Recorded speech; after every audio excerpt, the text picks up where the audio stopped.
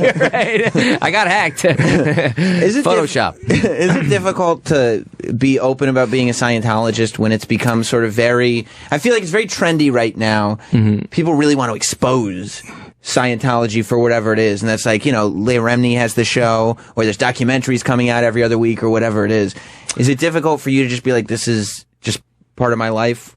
Yeah, I don't know. What I mean? It's interesting because it is this source of controversy that somehow became this thing, and the more you talk about it or have unearth these people that have had problems, the more you can have create something that's controversial. And for me, and I speak of that, but this is just my perspective and my own outlook on it. That it's a personal thing. It's something that works for me, and I think it's that simple. A lot of people want to talk about it or have opinions about it, and you'll find that most of those individuals, from my perspective, and I speak to a lot of people about it, that they've never read or really are not educated as to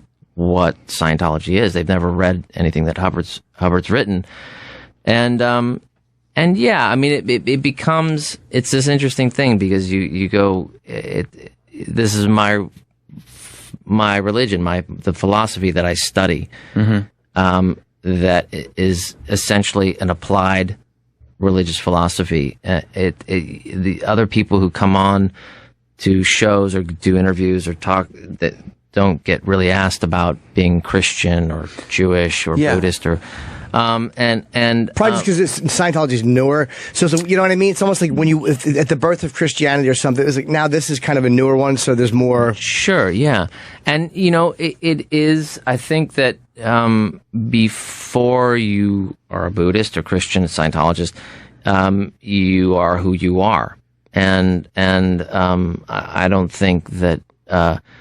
Maybe Leah, who I've known since I was a teenager, had a problem. I have a sneaking suspicion that it was probably an issue with one or two people in the Church of Scientology.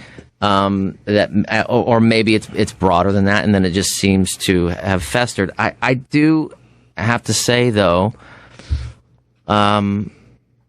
I can't help but wonder somebody who's doing a whole season about that subject, that they're not getting paid, and there's a lot of money behind it. It's turned into such a controversy to where you go out, you make a documentary about it. The person who's doing that is making money off of it. So there could be other motives.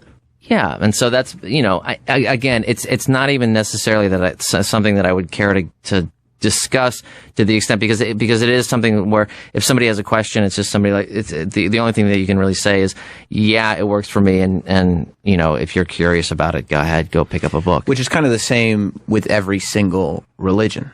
Yeah, or any topic, right? Period. Well, I guess that's true. Yeah. You used to tweet a lot about NASA too. Are you big? Are you big space buff? I hate to say buff. I just couldn't think of a word after space. Yeah, space person sounded even dumber. Yeah, I mean, it really. Are you an astronaut? Yeah, you a big space guy? Are you an astronaut? Spaceman? No, I'm not an astronaut. I'm an actor. No, yeah. I mean, of course, I have a fascination. I probably just as much as the next guy. I'm not that knowledgeable, but yeah, I think it is. I mean, how can you not wonder about that, especially today? In this day and age. Yeah, I speak about it publicly. Space, you mean? Yeah. I don't know what I'm talking about, but I just talk about it.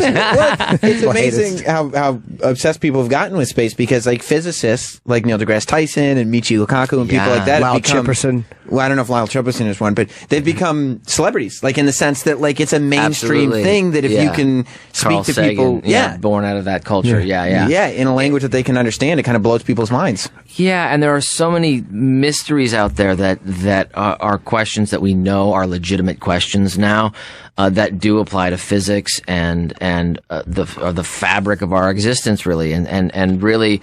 I think it's the same. I guess maybe this goes back to the same questions that somebody might have of space are in this maybe right next door to the same reasons why you might have a religious philosophy, in that you know, why are we here? What are we doing? And a lot, you know, that said, there's still a lot of focus where, you know, the today's religion arguably could be technology or status, you know, or whatever that is.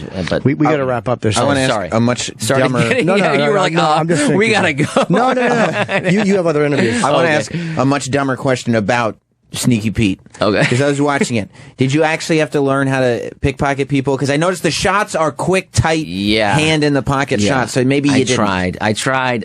But then we had a guy there that had been doing that for 10 years, and I just couldn't compete. I would love that to have that skill. I know, right? To just be able to brush up the against cards and all that. Yeah. I wouldn't Matt like Damon that in Ocean's 11. Yeah, my gosh. Yeah. I'd rather just ask and receive, but you guys do what you guys do. Guy who takes the high road when it's not necessary.